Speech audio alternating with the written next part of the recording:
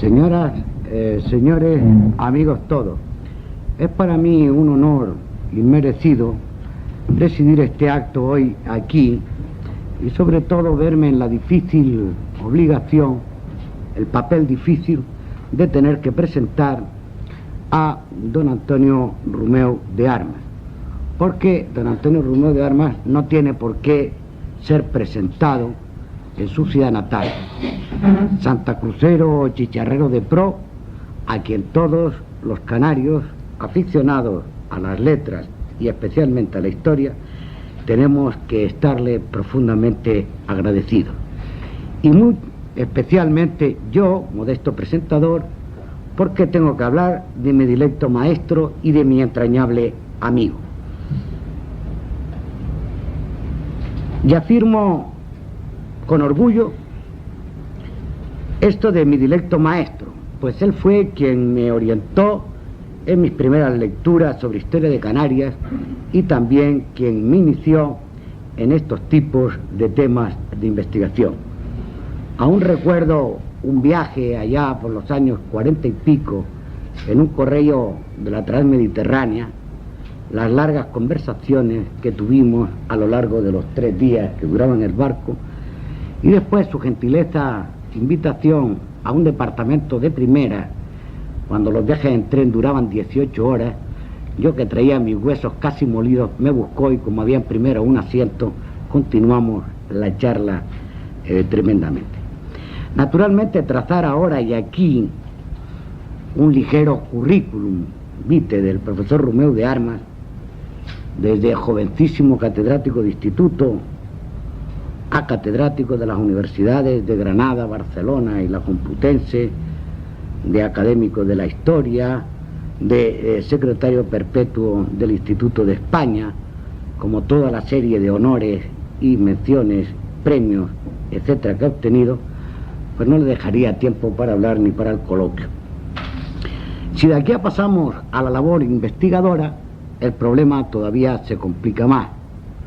Desde uno de sus primeros trabajos, me parece repentizo, me podías corregir, el 2 de mayo y los alcaldes de Móstoles, que llamó profundamente la atención por su originalidad en un profesor tan brillante y tan joven, pues naturalmente ha hecho obras de todo.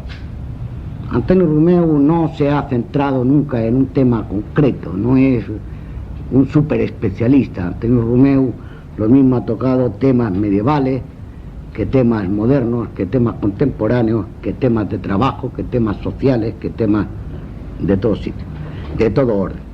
Por tanto, pues va desde la Edad Media, no digamos ya sus famosos manuales para COU, a una síntesis perfecta de la historia de España, a, por ejemplo, ya de fines del siglo XVIII, el testamento político de Floridablanca.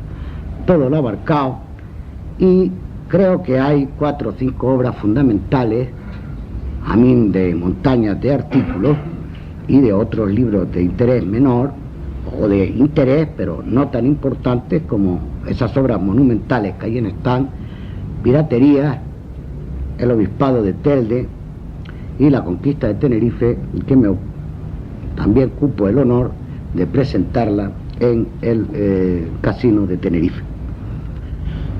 Bien, pero no solamente ha tocado la historia de las islas, ni la historia mundial, ni la historia, sino que ha tocado también el entorno de las islas en 2 vertientes importantísimas, que es Canarias y África, y naturalmente Canarias y el Atlántico, Canarias y América. Siempre con gran acierto, siempre con gran novedad. Yo me acuerdo del impacto que causó, por citarle una, los viajes de Hawking a América, con unas aportaciones verdaderamente sensacionales. Pero, ya digo, su obra es tan grande que no voy a hacer aquí y ahora una pormenorización de esto, que entre otras cosas, por consideración al mismo Antonio Rumeu, que le aburriría oír lo que ya se sabe tan bien. Pero también creo que amén de esto es porque tenemos prisa y tenemos casi ansiedad de oírle. Dada su especialidad, la libertad del hombre, primera aportación de Canarias a América, creo que es algo que puede hacerlo perfectamente, que será enormemente sugestivo, que será enormemente novedoso. ¿Por qué? Porque Canarias y América están íntimamente enlazadas.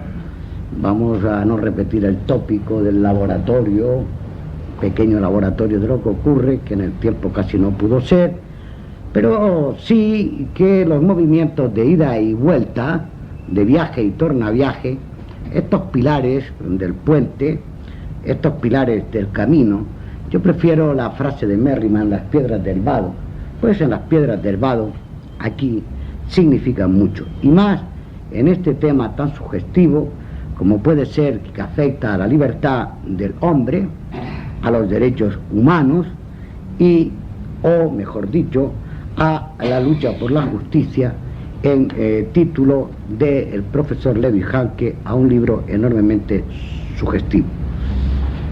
Por tanto, yo me congratulo y muestro mi enorme satisfacción de poder aprender, oírle otra lección más al maestro y aprender bastante de esta lección. Le seguirá, después de un coloquio en el uso de la palabra, el joven profesor investigador Julio Hernández García. Me gustaría también hacer un elogio de su valía y de su capacidad de trabajo, pero para mí es difícil valorar, siempre es difícil hacer la valoración para el profesor respecto a sus discípulos, como no es bueno tampoco que los padres hablen elogiosamente de la valía de sus hijos, porque quizás muchas veces esto es cierto. Que apunta como un historiador importante, creo que sí, porque su participación en la cuarta reunión de americanistas europeos en Colonia en 1975, donde presentó 2 ponencias, llamaron profundamente la atención. Su especialidad hasta ahora sobre la emigración a América, sobre todo la emigración en el siglo XIX, que acaba de obtener este verano el premio Viera y Clavijo, es uno de los muchos trabajos que aquí podríamos citar. Finalmente, quisiera felicitar muy sinceramente a la Caja de Ahorro, a sus presidentes y a sus colaboradores, porque creo que es importante en este momento la organización de estas primeras jornadas de estudio Canarias a América. No solo por la originalidad de la idea, sino también porque este momento es justo el adecuado para tratar de buscar unas relaciones más próximas, que no sean las alaracas antiguas y que sean más efectivas. Por tanto, de este germen podría no solamente salir, sino yo les auguro y les deseo a las próximas ediciones el éxito más clamoroso. Incluso me permitiría indicar la conveniencia de que no solamente en el futuro sean conferencias, sean ponencias, sean coloquios, sino que, y en esto la universidad también podría ayudar, sea un centro de encuentro con investigaciones, con becas, con el fin de poder ejercer este espíritu multidisciplinar que está tan de moda y que es tan necesario para el desarrollo de la ciencia. Bueno, yo creo que es el momento de cederle la palabra a don Antonio Rumeu, porque nos va a hablar de algo tan interesante que afecta tanto a lo que los contemporáneos, los mismos que realizaron y vieron la conquista, como los castellanos que tuvieron noticias de las mismas, denominaban las Canarias descubiertas y por descubrir. Bien, oigamos la lección del profesor Rumeu de Armas sobre esta interesantísima relación entre las Canarias descubiertas y las Canarias por descubrir.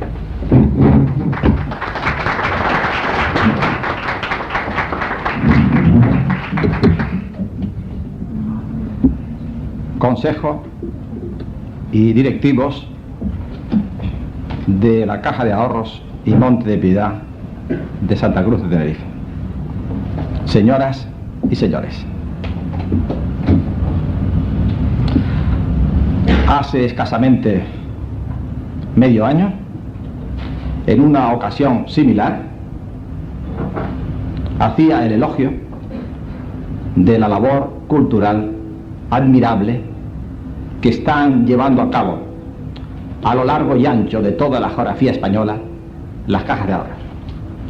No sería justo que en esta ocasión no reiterase mi sentimiento de admiración por la empresa acometida por esta caja, organizando esta semana de Canarias América, en un intento por profundizar y ahondar aún más en las relaciones tan íntimas que existen entre Canarias y el continente americano. Por otra parte, quiero agradecer a mi entrañable amigo y compañero, el rector magnífico de la Universidad de La Laguna, don Antonio de Bettencourt y Macieu, las cariñosas palabras con que ha hecho mi presentación, dictadas más por el afecto y el compañerismo que por una rigurosa exactitud. Bettencourt me ha visto un poco con cristal de aumento, y si le dais la vuelta al cristal, acaso veréis la verdadera dimensión de mis trabajos y de mis obras.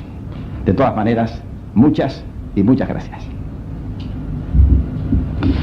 He escogido para esta lección de hoy un tema que en apariencia pudiera presentarse como triunfalista y que sin embargo es un tema cargado de honda y exacta realidad. La libertad del hombre es la más importante aportación que España hizo a su obra civilizadora y colonizadora del Nuevo Mundo. La libertad del hombre engendra automáticamente la igualdad jurídica de pueblos, de razas, de mayorías y de minorías. La igualdad deriva inmediatamente en mestizaje, y el mestizaje produce una atmósfera de convivencia que es el paradigma de la obra de España en América. Si no se dan estas cuatro circunstancias o requisitos, libertad, igualdad jurídica, mestizaje y convivencia, los pueblos caminan en la tierra siempre paralelos, sin jamás encontrarse, y al contrario, separados por una atmósfera de odio, de rencor, de desesperación, de exterminio. En este sentido, el contraste entre Canarias, la América hispana y Filipinas por un lado, y África, Asia y la América sajona por otro, es impresionante. Quien haya recorrido la América hispana, y yo me voy a limitar en este instante a enumerar los países que he recorrido intensamente: Perú, Colombia, Venezuela, Cuba, descubrirá siempre en esta América hispana la expresión máxima de una auténtica fraternidad entre los pueblos. Minorías diversas, europeos, indios, mestizos, negros, mulatos, conviven con un auténtico sentido de solidaridad nacional, por encima de razas, de religión, de cultura y de origen. Si nos transportamos, en cambio, al continente negro, colonizado por otros pueblos europeos, encontraremos por todas partes discriminación racial, predominio de minorías sobre mayorías, o intentos ahora de que las mayorías aplasten a las minorías. Por partes, odio a muerte, exterminio, rencor, guerrillas, guerra civil.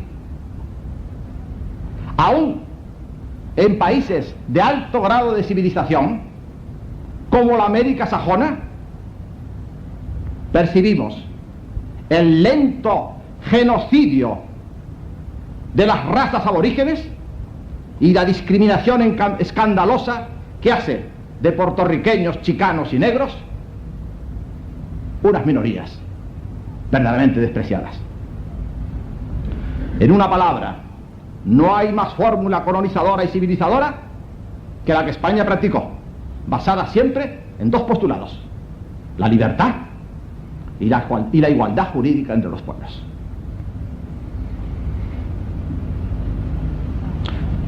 La conquista de la libertad del hombre ha sido, a lo largo de los siglos, una empresa ardua y laboriosa.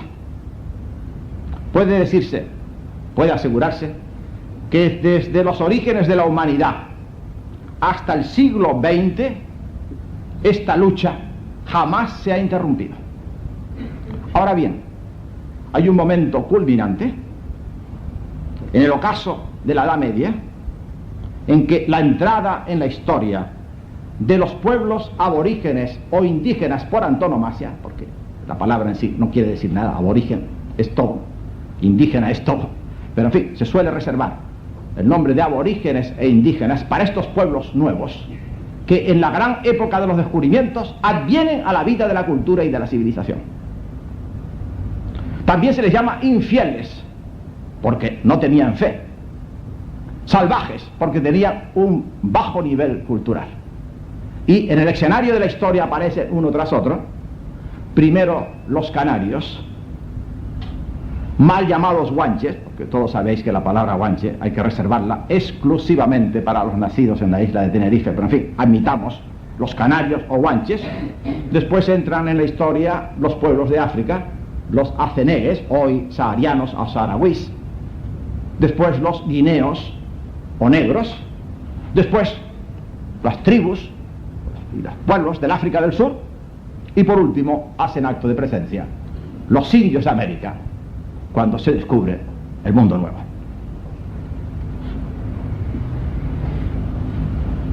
Este breve exordio nos obliga a desarrollar la ponencia de hoy a través de tres apartados o compartimientos.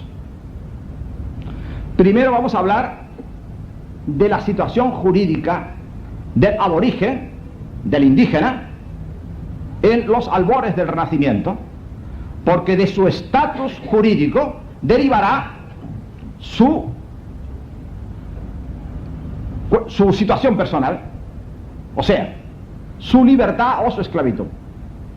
Después estudiaremos en una segunda parte el despertar de la libertad del hombre en el escenario de Canarias, porque Canarias puede tener a gala y a gloria de que en su tierra se gesta, se incuba y florece por primera vez la libertad. Y por último, la tercera parte, que será la consolidación de la libertad del hombre, que tendrá América, el nuevo mundo, como escenario fundamental.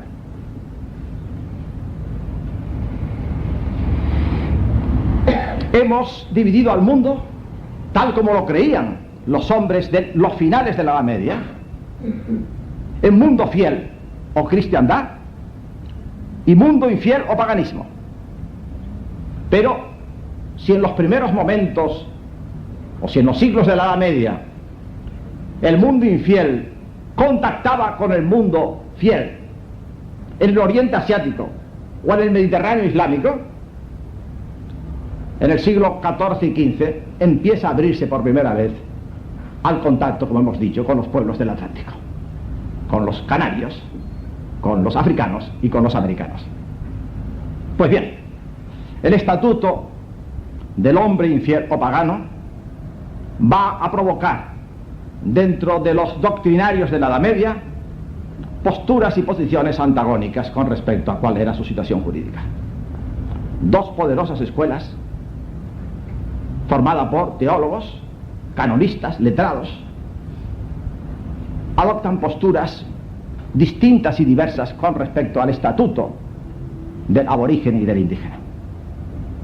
Una primera escuela, que suele ser conocida con el nombre de jus naturalista, cuyos representantes más eximios fueron un papa, Inocencio IV, un teólogo de talla extraordinaria, que todos conocéis, Santo Tomás de Aquino, y otro canonista menos conocido, de menos celebridad, Agustín de Ancona. Para estos teólogos y canonistas jus naturalistas, el aborigen, como todo ser racional, tenía derecho a la libertad plena, al patrimonio, o sea, a la propiedad, al dominio de las cosas y hasta el derecho a autogobernarse, o sea, al respeto a su estructura política.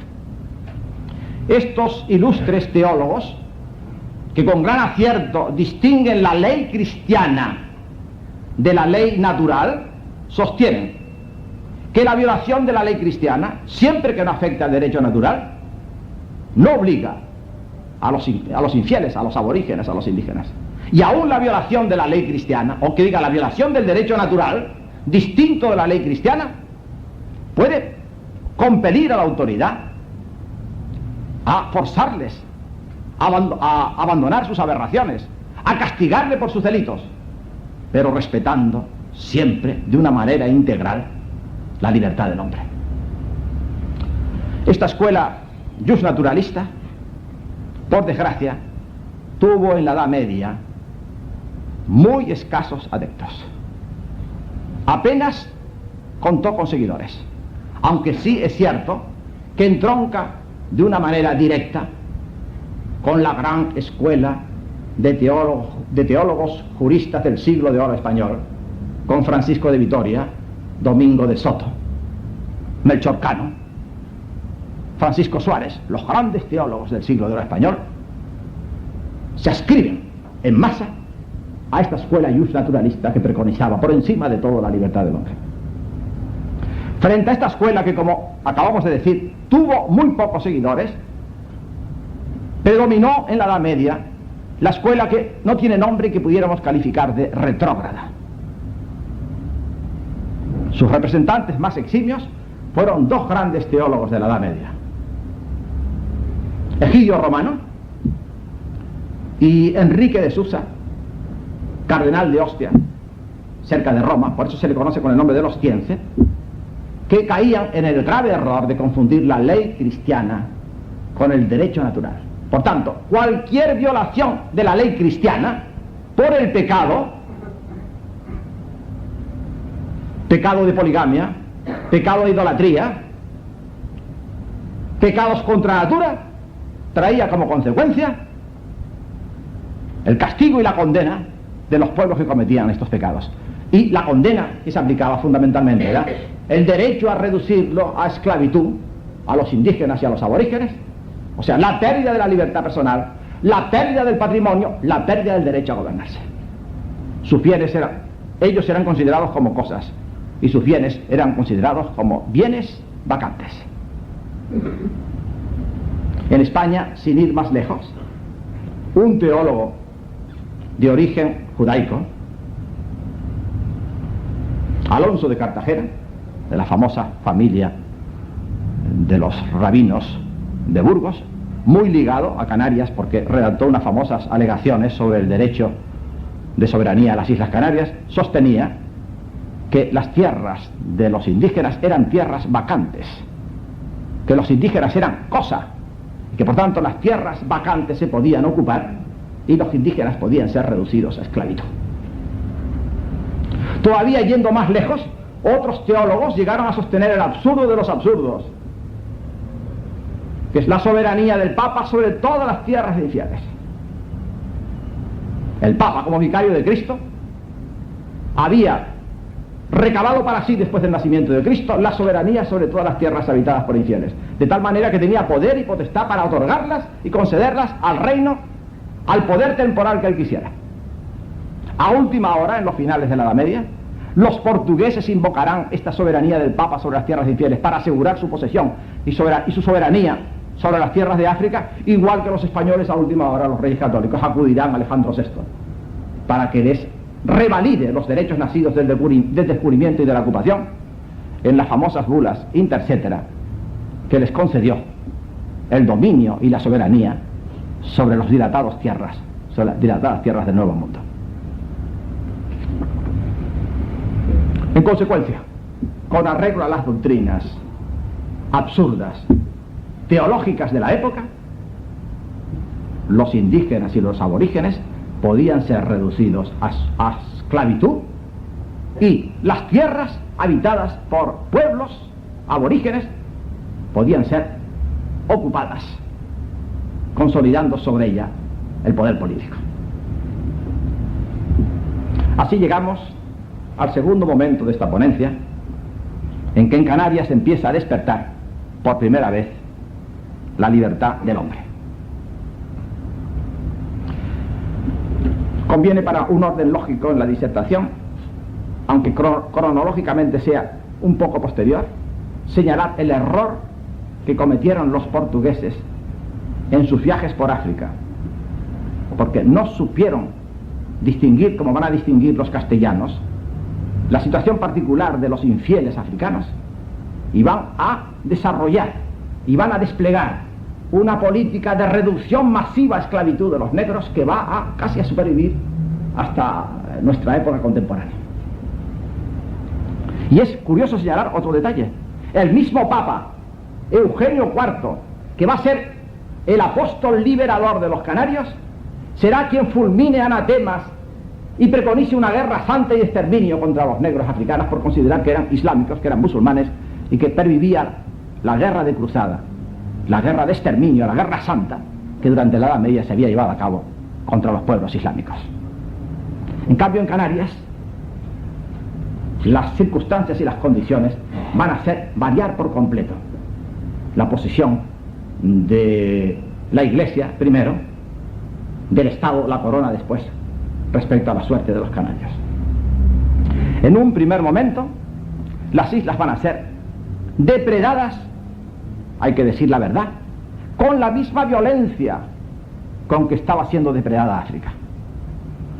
Durante la segunda mitad del siglo XIV, primero los genoveses, después los portugueses, más tarde los vascos, después los normandos, por último los castellanos, van a entrar a saco en las islas. Lanzarote y Fuerteventura van a ver su territorio materialmente asolado, y su población aborigen va a ser reducida a la mínima expresión por los continuos asaltos y depredaciones de los mercaderes de esclavos que vienen a Canarias a buscar lo único que podían encontrar, que era hombres y ganados, ganado menor. Roban, depredan sobre la población, esclavizan a los habitantes, roban sus ganados menores, pues tenían más que cabras y corderos, y Canarias, por tanto, fue una cantera de esclavos para proveer los mercados del Mediterráneo y del Atlántico en esta trata tan antigua casi como la historia de la humanidad. Cuando se inicia la conquista normanda con Jean de Betancourt y Gadifer de la Salle, la esclavitud sigue siendo el objetivo preferente de los normandos. No quiere decir que la esclavitud sea el único sistema de dominio de las razas aborígenes. Es una esclavitud que pudiéramos llamar opcional. Cuando les conviene, reducen a la población esclava. Cuando no les interesa, les reconocen unos mínimos derechos de libertad. Betancourt en Lanzarote y en Fuerteventura, pues pacta con los reyesuelos indígenas, y cuando le conviene, porque si no, si asola el territorio y reduce a la mínima expresión la población aborigen, no hubiese posibilidad de sobrevivir sobre el terreno. Respeta a la población de Lanzarote y Fuerteventura cuando le conviene, pero sigue depredando a las islas vecinas. Cuando se inicia el dominio de otros señores, como los de la familia Peraza o la familia Herrera, siguen las violencias y depredaciones a todo lo largo y ancho del archipiélago canario. Pero la situación empieza a cambiar cuando en la segunda década del siglo XV se inicia la labor admirable de los misioneros franciscanos del convento de Fuerteventura, establecido en la isla de este nombre. Las misiones son uno de los capítulos más desconocidos de la historia de Canarias y que están necesitados de una investigación profunda, de una investigación intensa. Quizás sea hoy el capítulo de la historia de Canarias que más novedades y más sorpresas puede deparar. Nos llevaría muy largo, si saldría del tema, ni siquiera aludir someramente a lo que fue la actividad misionera en las islas. No solo al convento que crearon en Fuerteventura los misioneros franciscanos, sino a la serie de casas que tenía en Andalucía, en toda la Baja Andalucía, para preparar misioneros con objeto de que evangelizasen y catequizasen las islas. Y desde el convento de San Buenaventura, que se llamaba así, fundado alrededor de 1415, un conjunto admirable de misioneros se despliegan en abanico sobre las 7 islas del archipiélago e inician una labor intensa misionera. Los nombres de estos misioneros forman una auténtica legión. Podía estar en una especie de letanía, enumerando hombres de la talla, por ejemplo, de un fray Juan de Santorcaz, que además de ser un misionero era un gran teólogo y más asombroso. En Fuerteventura, un teólogo de la escuela lulista, un discípulo casi directo de Raimundo Lullo, que deja unos curiosísimos manuscritos en su tumba, que hoy día, que hasta hace poco se conservaban en el seminario de Las Palmas. Un Pedro de Pernia, un Juan de Logroño, un Pedro de Moya, un Pedro de Marchena, una figura para mí de talla extraordinaria. Yo no me temblaría la voz si lo calificase de el más preclaro y auténtico apóstol de Canarias. Fray Juan de Baeza, que fue un misionero diplomático, un misionero viajero, que recorre el mundo siempre defendiendo a los indígenas y que va de Canarias a Andalucía y de Andalucía a Barcelona y a Mallorca y a Roma, trabajando siempre por la liberación de los aborígenes. Y junto a él, un lego que merecía también tener un monumento en las Islas Canarias, un lego aborigen, Alonso y Dubare, seguramente majorero, acaso gomero, que de la mano de Juan de Baeza iba a Roma a invocar la libertad de sus hermanos. Y otra figura que todos conocéis, más que nada por su fama, su nombradía, su gloria, su prestigio, un fray Diego de San Nicolás, hoy más conocido por San Diego de Alcalá, que estuvo también en Fuerteventura y evangelizó y propagó el cristianismo por la isla de Gran Canaria. Ahora bien, aquí está lo importante, todos estos misioneros se dieron cuenta de que la evangelización era imposible, que la evangelización estaba un poco frustrada, no podía adquirir el debido desarrollo, porque era imposible que los indígenas aceptasen como válidas unas predicaciones que estaban negadas por la actitud de sus propios hermanos de raza, de los misioneros.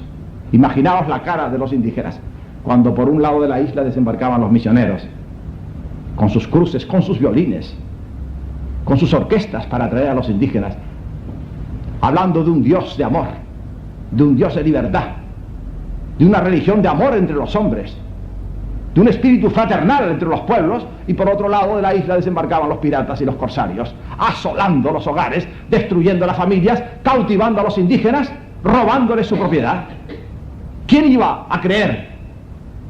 ¿Quién iba a dejarse ganar por una religión que por un lado les predicaba el amor y por otro les producía el exterminio? Y esto fue lo que movió a Baeza, este gran apóstol, a ir a Roma, a postrarse delante de un papa, Eugenio IV, y a impetrarle una bula que para mí es la piedra fundamental, el cimiento de la libertad del hombre en las Islas Canarias. En 1434, Eugenio IV publica una bula llamada Regimini Gregis, por la cual execraba primero todas las depredaciones que se cometían contra los indígenas, excomulgando a aquellos que atacaban a los focos misionales, concedía a la misión toda clase de indulgencia, de gracias y de privilegios, y por último proclamaba la libertad primero de todos los neófitos, es decir, todos los bautizados quedaban bajo la garantía de la bula preconizaba no solamente la libertad de los bautizados, sino la libertad de los que hubiesen oído la palabra de Cristo. Si los que hubiesen oído la predicación eran también libres. Y todavía más, Eugenio IV fue más lejos y estableció en la bula Regiminis Gregis que los vecinos de los que habían oído la palabra de Cristo también eran libres, porque era la única manera de que la misión pudiese seguir prosperando y ensanchándose. Desde este momento, las misiones en las Islas Canarias prosperaron y la libertad del indígena, del canario, del guanche, fue la base fundamental de la intensa labor misional que se va a llevar a cabo a todo lo largo del siglo XV. Yo he llegado a afirmar, y no rectifico, en algunas de mis publicaciones, que si la conquista de Canarias se hubiese retrasado 100 años, que es mucho, porque todos sabéis que una catequización, una evangelización es siempre lenta, la palabra se escucha, va, es una semilla que se siembra lentamente, que fructifica al cabo de muchos años. Si la conquista de Gran Canaria se hubiese retrasado 100 años, puede darse como seguro que la incorporación de las islas a la civilización occidental y al mundo cristiano se hubiese hecho sin esa prueba terrible de la conquista que tanta sangre derramó y tanta violencia generó. Pues los misioneros se extendieron por todas las Islas Canarias y, para ir deprisa, os diré que La Gomera fue cristianizada sin conquista. La Gomera fue anexionada a Castilla sin conquista. No hubo una sola gota de derramamiento de sangre. Fue la labor de catequesis la que incorporó La Gomera a la civilización cristiana. Tuvieron los misioneros importantes núcleos de neófitos en Gran Canaria, en la zona de Gando y de Telde, hubo un núcleo importantísimo misional. Tuvieron en Güímar un eremitorio, nada menos que la Virgen de Candelaria. Tuvieron en La Palma grupos importantes de misioneros y las misiones prosperaron, se engrandecieron a la sombra de esta libertad del hombre, porque sin libertad del hombre no había posibilidad de que las misiones prosperasen. Andando el tiempo, los papas decidieron llevar a cabo una leve rectificación que va a tener trascendencia para Canarias. La bula anterior, a la que he aludido hace breves instantes, esta bula Regiminis Gregis, era un tanto vaga e incoherente. Eran libres los neófitos, eso estaba claro. Todo el que había recibido el bautismo era libre. Pero eran libres los que habían oído la palabra de Dios, la palabra de Cristo, la palabra del Evangelio. ¿Y quiénes habían oído la palabra de Cristo? ¿Y quiénes eran los vecinos de los que habían oído la palabra de Cristo? Todo esto se prestaba a confusionismos, a dudas, a abusos, a tropelías, y fue entonces cuando otro papa, una figura de dimensión universal por su categoría, es uno de los grandes humanistas del Renacimiento, Eneas Silvio Piccolomini, quien en 1462 dictó una nueva bula, que se va a llamar la bula Pastor Bonus, por la cual introdujo una leve matización en cuanto a la libertad de los aborígenes. Y la matización consistió en lo siguiente: en establecer la posibilidad de que los obispos de Canarias, entonces llamados de Rubicón, y los misioneros, y luego los reyes, porque la corona de Castilla respalda las decisiones pontificias, pactasen con los reinos aborígenes, y a cambio de que permitiesen nada más que la predicación del Evangelio, los proclamasen reinos de paces, bandos de paces, y a todos los bandos de paces les garantizasen la libertad. Entonces ya la cosa quedó definida. Todos los bandos, reinos, cantones, como queráis llamarles, que abrían sus puertas nada más que a la evangelización, que permitían que los misioneros entrasen y predicasen y catequizasen, fueron declarados reinos de paces. Y los que no, fueron tratados como bandos de guerra. Esto, que parece un hecho intrascendente, va a tener suma importancia cuando llegue la hora de la conquista. Todos sabéis que la conquista se hace sobre la base poderosa de este distingo. Los reinos de paces van a ver respetada su libertad y los reinos de guerra van a ver su población exterminada. Vamos, exterminada. no exterminada en el sentido vital, pero sí sometida a esclavitud, y van a ser desterrados y van a ser vendidos en los mercados esclavistas europeos. Las misiones siguieron desarrollándose, pero llegó un momento en que los reyes católicos tuvieron prisa, aceleraron la conquista, y la conquista se basa sobre este distingo sustancial del reino de paz, que tiene garantizado la libertad, y reino de guerra, que va a ser reducido a esclavitud. Para ir deprisa, puesto que el tiempo apremia, yo les diré a ustedes que en Gran Canaria, uno de los régulos, no se sabe exactamente cuál de ellos, seguramente el de Telde, pactó con los reyes católicos y fue considerado reino de paz. Yo creo que no exagero si les digo a ustedes que 1/3 de la población de Gran Canaria, 1/3 de la población aborigen de Gran Canaria se salvó por este procedimiento de la esclavitud. En La Palma las circunstancias se presentaron mejores para la población aborigen, porque la mayor parte de los reinos se declararon reinos de paces. La conquista de La Palma fue más que una conquista, un paseo militar, y por tanto gran parte de la población aborigen se salvó de la esclavitud y por tanto vio reconocida su libertad. Yo creo, aunque no hay cifras, estoy haciendo un poco de fuegos de artificio, creo sinceramente que en La Palma una mitad de la población aborigen se salvó a la sombra de esta libertad limitada. Y por último, en Tenerife, 4 de los reinos se declararon de paz y los demás de guerra. Fueron de paz Anaga, o sea, Santa Cruz de Tenerife, Anaga y su territorio, fue de paz Huíbar, Abona y Adeje, y los otros se declararon de guerra. Entonces, toda la población del norte de la isla fue reducida a esclavitud. Alonso de Lugo montó la conquista sobre la base de la sumisión a la esclavitud de los indígenas y las vendió. La mayor parte del norte fue barrido en su población aborigen, vendida en los mercados esclavistas. En cambio, toda la población del sur se salvó. ¿Qué porcentaje? Pues seguramente un 50%. Un 50% también de la población aborigen se salvó en Tenerife. Como habréis visto, era una libertad limitada. Yo por eso no he querido exagerar, decir la verdad, la exacta verdad. Fue una libertad limitada, pero una libertad que en su momento supuso un cambio radical frente a unos principios, unas doctrinas que preconizaban y admitían la esclavitud del infierno. Os diré a título de anécdota lo siguiente, para que veáis en qué términos se planteaba el problema. Cuando la conquista de Granada, Málaga, la bella ciudad andaluza, ofreció frente a los ejércitos de los reyes católicos una resistencia a ultranza, toda la población de Málaga fue condenada a la esclavitud y sus moradores vendidos como esclavos. Pues bien, aquí viene la anécdota. 80 de ellos fueron a parar a Roma como regalo a la corte pontificia, y los cardenales se disputaban el reparto de los esclavos.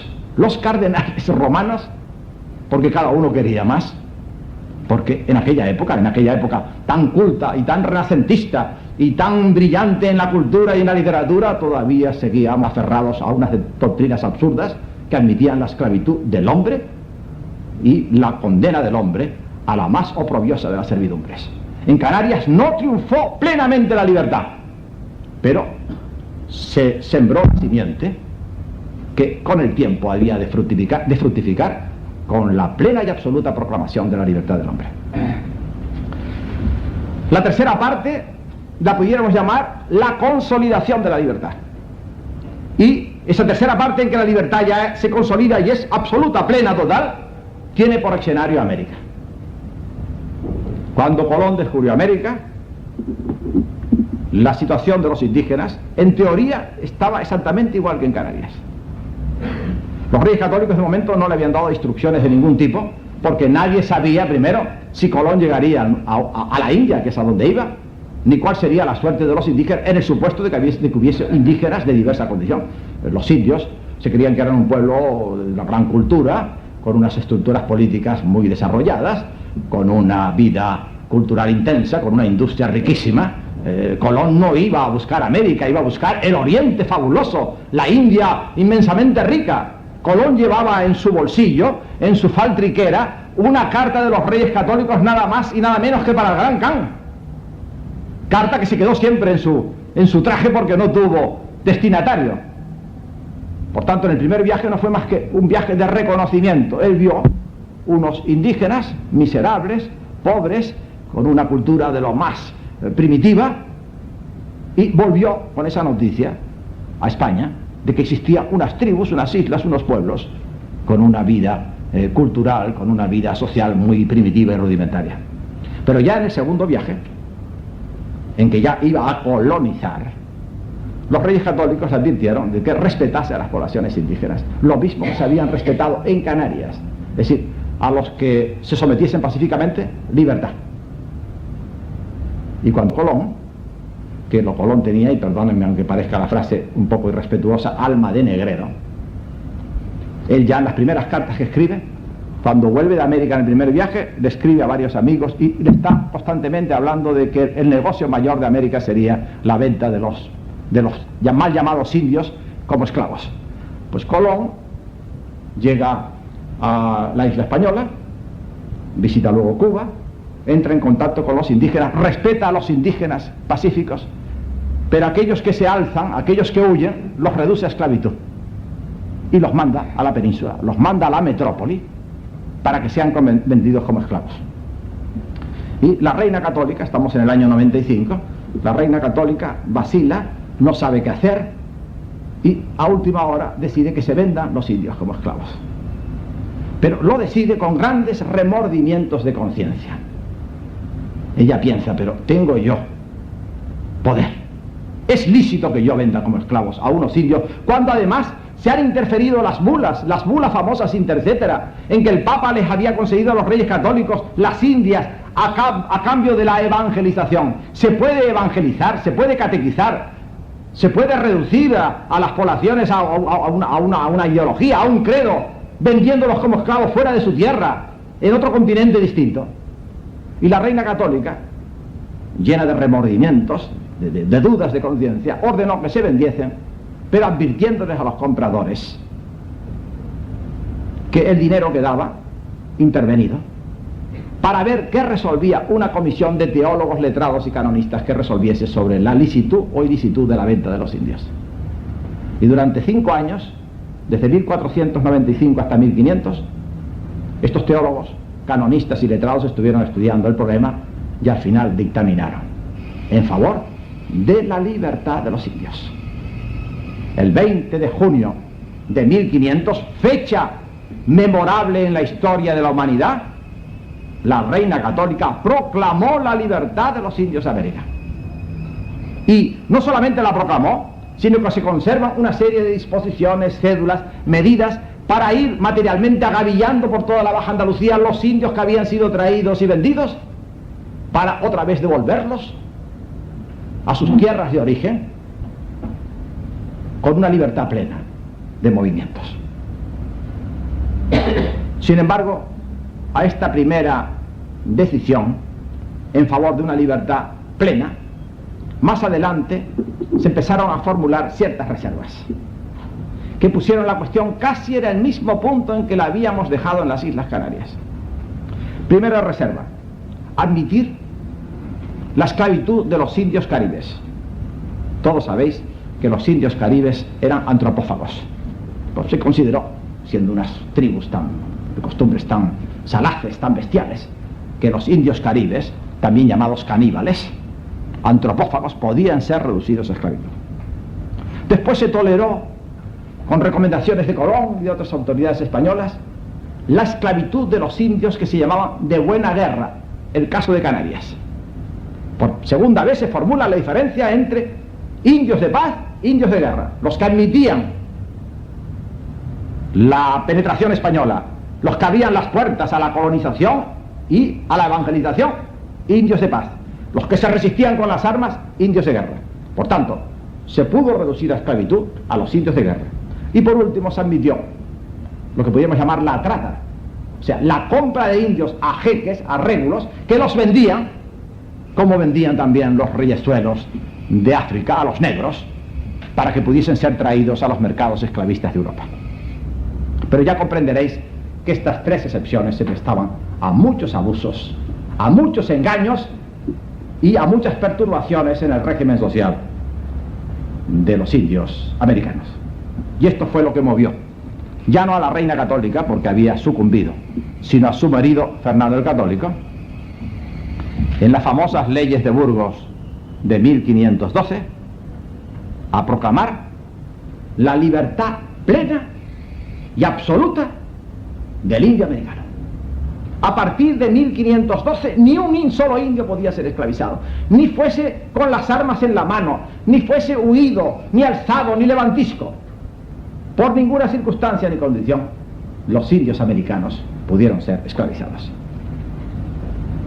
Faltaba, como si dijéramos, la dovela clave que cerrase el arco de la libertad del indígena. Es cierto que los reyes católicos, al igual que en Canarias, habían reconocido la libertad del indígena, pero admitían algo que constreñía y reducía esa libertad: la compulsión estatal para el trabajo del indígena. El indígena americano, el indio, era poco inclinado al trabajo, y los colonos, sedientos de riqueza, codiciosos de bienes materiales, empezaron a repartirse a los indios, dando lugar a los famosos repartimientos que más adelante se van a transformar en las denigradas, con sobrada razón, encomiendas. Los indios se los repartían los colonos y bajo el señuelo de evangelizarlos, de educarlos, de elevar su cultura, los explotaban vilmente, obligándoles a trabajar sin cobrar salario y a prestarles servicios personales a los colonos. Así surgieron las encomiendas, que fueron quizá una de las etapas más negras y más oprobiosas de la dominación española en América. Pero una vez más se levantaron contra los abusos, los letrados, los misioneros, los teólogos. Hay un fray Antonio de Montesinos dominico que ha dejado una estela y un recuerdo imborrable por su apostolado en defensa de los indios, no ya como seres libres, sino como seres constreñidos al trabajo obligatorio. Hay un fray Bartolomé de las Casas que, con todas sus execrables exageraciones, es el gran apóstol de los indios, que lucha y combate por su libertad. Y Bartolomé de las Casas va y viene de América. Quizá no haya en la historia de España un hombre que haya cruzado tantas veces el Atlántico como Bartolomé, y se entrevista con Fernando el Católico, y se entrevista con Carlos V, y al final, en 1542, consigue la firma por Carlos V en Barcelona de las leyes nuevas, que extinguieron para siempre las encomiendas y acabaron por consolidar la libertad del indio americano. El sistema de compulsión estatal para el trabajo del indio fue sustituido por el sistema contractual del libre salario, y el día que el indio americano, que había conquistado la libertad personal, conquistaba la libertad de trabajo, ya podía considerarse verdaderamente libre. España puede estar orgullosa de dos cosas: de que en Canarias se sembró, fecundó y floreció la libertad del hombre, y de que en América floreció y se desarrolló esta misma libertad. Y nada más.